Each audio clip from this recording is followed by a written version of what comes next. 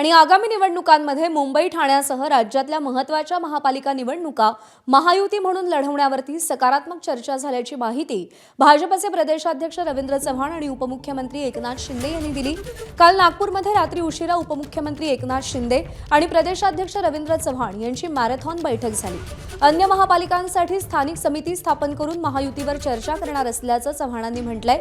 मात्र मुंबई ठाण्यासह महत्त्वाच्या महापालिका एकत्रच लढण्यासंदर्भात वरिष्ठ नेते सकारात्मक असल्याची माहिती त्यांनी दिली आहे। राष्ट्रवादी हा महायुतीचाच घटक पक्ष आहे, याकडेही त्यांनी लक्ष वेधलं। मात्र राष्ट्रवादीसोबत कुठे युती करायची याचा निर्णय स्थानिक पातळीवर समितीत घेतला जाईल असं चव्हाणांनी स्पष्ट केलं।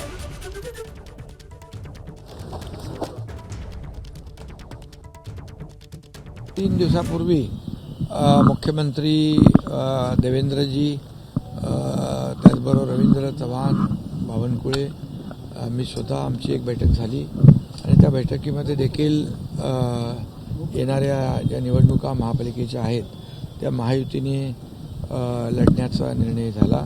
रवींद्र चव्हाण भाजपचे प्रदेशाध्यक्ष आणि माझी देखील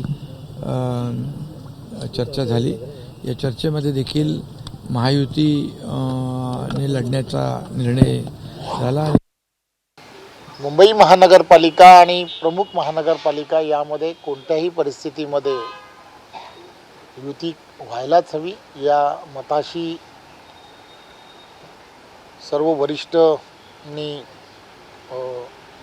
ठामपणे सांगितलं आणि बाकीच्या सर्व ज्या महानगरपालिका ज्या आहेत, ज्या प्रमुख महानगरपालिका आहेत, या महानगरपालिकेमध्ये युतीचे असणारे त्या ठिकाणची काही कमिटी तयार करावी आणि त्या कमिटीमध्ये त्या ठिकाणी कशा पद्धतीने युतीचा फॉर्म्युला असला पाहिजे या संदर्भात त्या ठिकाणच्या असणाऱ्या प्रत्येकाने तिथल्या असणाऱ्या कमिटीने चर्चा करावी असं चर्चा झाली।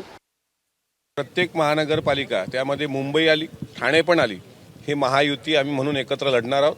किंवा काल आमची राष्ट्रवादी काँग्रेस पक्षाची जी बैठक संपन्न झाली त्यामध्ये सुद्धा आगामी सर्व निवडणुका महायुती म्हणून एकत्र लढण्याचाच निर्णय घेतला गेलेला आहे।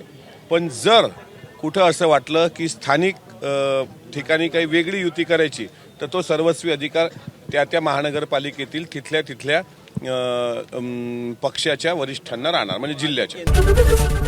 एबीपी माझा, उघडा डोळे बघा नीट।